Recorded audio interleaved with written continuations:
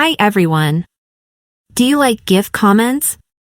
If you're not really a fan of these mini animations on your Instagram posts, you can easily disable them. This way, you can keep your comment section clean and more to your liking.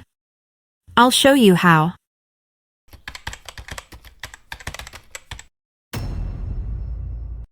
Open the Instagram app on your phone. Click on the settings icon in the upper right corner of the screen. Scroll down until you find Comments. Tap on Comments.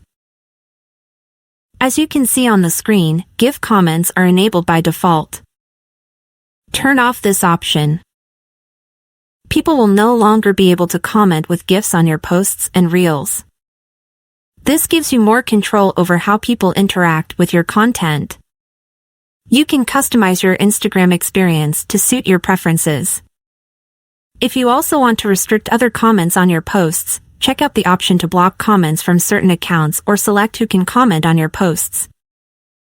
That's all for this video. If we helped you, like the video and subscribe to our channel.